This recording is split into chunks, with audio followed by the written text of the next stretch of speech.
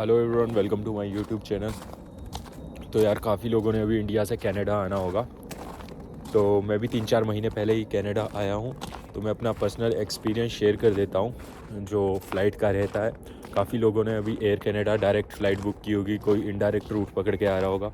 तो मैं direct flight पकड़ के हाँ, तो भाई जब मेरा पासपोर्ट आ गया था उसके बाद मैंने क्या किया, उसके बाद मैंने एजेंट के थ्रू अपनी जो थी फ़्लाइट बुक करवा ली थी।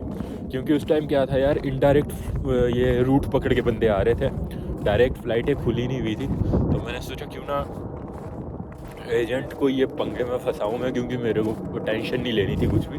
तो मैंने उसको पैसे दिए और बोला भाई तू ये कर दे, फ़्लाइट बुक कर दे मेरे लिए, ठीक है। फ़्लाइट बुक होगी। अब जिस दिन मेरी फ़्लाइट थी उससे एक दिन पहले मैंने किया था कोविड का टेस्ट बुक। कि आई थिंक टाइमिंग मेरी थी 12-1 बजे की मैंने रखी थी, क्योंकि रात को जो हमारे 12 बजे की फ़्लाइट थी। तो मैंने सोचा 1-2 बजे की टाइमिंग ठीक थी और वो परफेक्ट थी। तो अब पहुँचे एयरपोर्ट। एयरपोर्ट पहुँचने के बाद सबसे पहले तो जो आपका कोविड का टेस्ट होता है, ठीक है, जो आपने बुक किया हुआ होगा। तो कोविड टेस्ट के लिए आपको जाना है वहाँ पर, ठीक है। जहाँ भी हो रहा होता है कनाडा वालों का आपको पूछना है कि कहाँ हो रहा है, कि कोविड के टेस्ट कहाँ हो रहे हैं को कनाडा वालों के लिए। वहाँ पर आपको जाना है। आपका टेस्ट हुआ तो 4-5 घंटे होते हैं भाई वेले। तो अगर आपके साथ आपके फ्रेंड या वाले आए हुए हैं, घर वाले, तो आप उनके साथ बढ़िया 4-5 घंटे बैठो, गप्पे वप्पे मारो, क्योंकि इसके बाद तो भाई 1.5-2 साल बाद ही मिलने वाले हैं। और वही टाइम होता है बस आपके पास, टाइम कट भी जाता है 4-8 घंटे आराम से। उसके बाद तो भाइयों जब आपकी आ जाती है नेगेटिव रिपोर्ट कोविड की, तो उसके बाद क्या होता है, उसके बाद आपको अराइव कैन फिल कर लेना पड़ता है। उसकी हार्ड कॉपी ले लो तो फ़ायदा ही रहता है। फिर हो जाती है आपकी एंट्री। वहाँ पर ऑफिसर को आपको अपनी टिकट दिखानी पड़ती है, आपका पासपोर्ट वगैरह कुछ भी आइडेंटिटी दिखा दी। और उसके बाद मैंने क्या क्या, हाँ, ये सब कुछ दिखाया था। और आपकी हो जाती है एयरपोर्ट में अंदर एंट्री। एंट्री के बाद वहाँ पर क्या होता है ना, वहाँ पर मनी एक्सचेंज के काफ़ी ज़्यादा वो होते हैं, आपको दिख जाएंगे ऐसे ऐसे खोपचे से बने हुए होते हैं। वहाँ पर जाकर मैंने अपनी मनी एक्सचेंज करवा ली थी यार। चक्कर पता क्या पड़ता है, मैं तो आप लोगों को भी यही सजेस्ट करूँगा कि अगर आप लोग इंडिया से आ रहे हैं और कनाडा में आपका कोई जानने वाला नहीं है, तो आप मनी एक्सचेंज करवा के आ जाओ इंडिया से ही। मेरे को क्या बोला था कुछ लोगों ने कि मनी एक्सचेंज का पंगा नहीं होता है, कनाडा में हो जाती है, कनाडा में हो जाती है। बट यार कई बार सुबह सुबह जब मैं आया था तो वो मनी एक्सचेंज वाला हिसाब किताब बंद था, तो मेरी तो लग गई थी। वो तो शुक्र है मैंने इंडिया से थोड़े बहुत अपने वो डॉलर पकड़ लिए थे, मनी एक्सचेंज करवा ली थी। तो उसके बाद मनी एक्सचेंज करवाने के बाद आपको वहाँ पर पूछ लेना है किसी को भी कि वहाँ पर लगेज वगैरह कहाँ पर जमा होते हैं, ठीक है। तो एक लाइन सी लगी होती है, वहाँ पर आपको जाना होता है, जहाँ पे आपके लगेज वगैरह सब कुछ वो ले लेते हैं।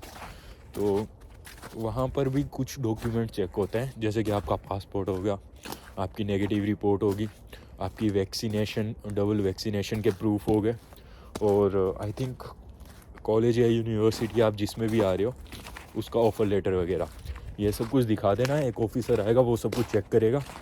उसके बाद आपके जो लगेज होते हैं वो लोग ले लेते हैं। कई बार क्या होता है, रश होता है तो 1-1.5 घंटा तो उसी प्रोसेस में लग जाता है। लगेज हो गए भाइयों सबमिट। उसके बाद जो नेक्स्ट स्टेप होता है, उसके बाद आपको निकलना होता है इमिग्रेशन के पास। वहीं से ही दिल्ली एयरपोर्ट पे अगर आप लोग हो, वहीं से ही आपको राइट लेकर आगे इमिग्रेशन के वो दिख जाएंगे, जहाँ पे लाइनें लगी होती है। तो वहाँ पे लाइनें लगी होती है इमिग्रेशन के पास। कुछ दुबई जा रहे हैं जो कनाडा की होती है, तो आपको कनाडा वाली लाइन में लग जाना है। वहाँ पे भी वो कॉलेज का ऑफ़र लेटर पूछ लेते हैं, पासवर्ड पूछ लेते हैं, कहाँ जा रहे हो, ऐसे वैसे। बाकी ज़्यादा कुछ होता नहीं है इमिग्रेशन पे जो इंडिया में होती है, ठीक है। उसके बाद होती है आपकी एंट्री। और एंट्री के बाद क्या हुआ था अपना, हाँ, एंट्री के बाद जो आपका पिट्ठू था, 2 लगेज और जो हैंड बैग था वो तो उन्होंने ले लिया था, क्योंकि जो मेरे वाला हैंड बैग था उसका साइज़ थोड़ा ज़्यादा था, तो वो उन्होंने ले लिया था और उसका कुछ चार्ज नहीं किया था। तो आपका अगर हैंड बैग का साइज़ ठीक है तो वो आप रख सकते हो अपने साथ, अदरवाइज़ वो सबमिट कर लेते हैं। तो मैं अंदर निकला था। उसके बाद इमिग्रेशन पास होने के बाद जो आपका होता है, आपका सामान चेक होता है। आपका बिल्कुल, आपका जो क्या क्या सामान है उसमें देख लेते हैं, वो आपके पास क्या क्या है। बस वो सब कुछ होने के बाद निकलना होता है डायरेक्ट, आई थिंक। उसके बाद, हाँ, उसके बाद निकल जाते हो आप लोग फ़्लाइट पकड़ने के लिए। उसके बाद सीधे ही आगे निकले, आगे निकल के आपको आपके बस वो जो टिकट है टिकट विकेट दिखाई, और टिकट विकेट दिखा के बस बैठ गए फ़्लाइट में, बैठे। अगले दिन पहुंच गए कनाडा। अब तो यार कनाडा पहुंच जाओगे, उसके बाद कनाडा पहुंच के क्या होता है, जब आप कनाडा लैंड कर गए उसके बाद आपको निकलना है, और वहाँ पर लगेज वगैरह लेने मत फंस जाना, वो आपको लास्ट में मिलते हैं, ठीक है।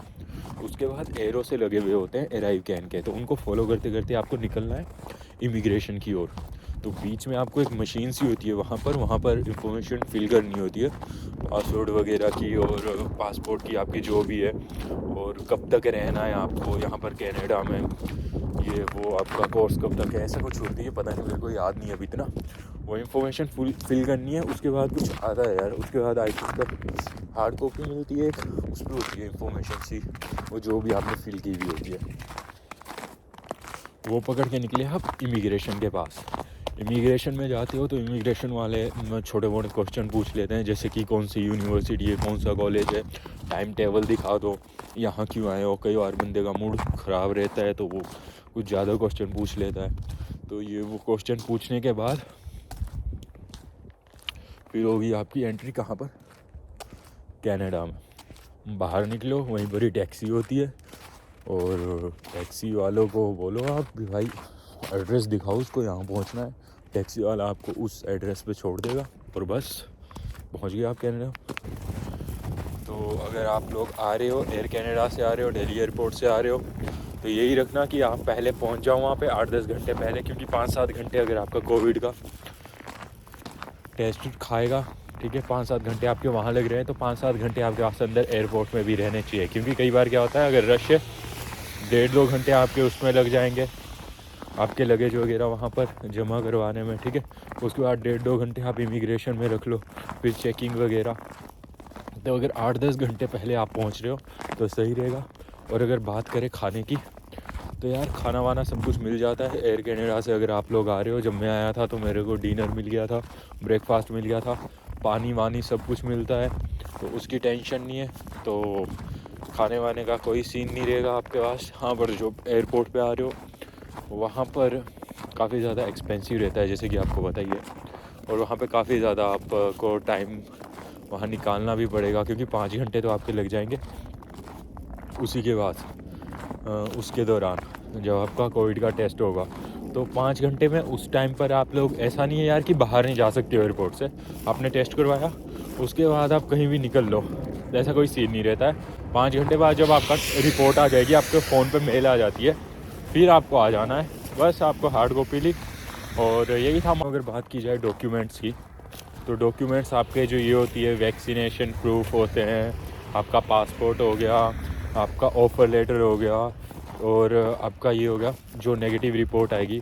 तो ये 3-4 ना आप अराइव कैन का जो वो होता है, स्क्रीनशॉट होता है, उसकी भी करवा लेना हार्ड कॉपी। ये ना आप 3-4 एक्स्ट्रा रख लेना, मतलब हाथ में पकड़ी हुई एक फ़ाइल।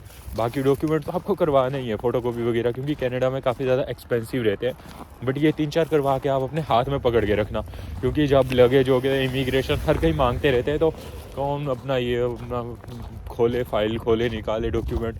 तो इनके आप हार्ड कॉपी निकाल के, कलर्ड प्रिंट आउट या फिर ऐसे ही ब्लैक एंड वाइट भी निकाल के अपने पास रख लेना।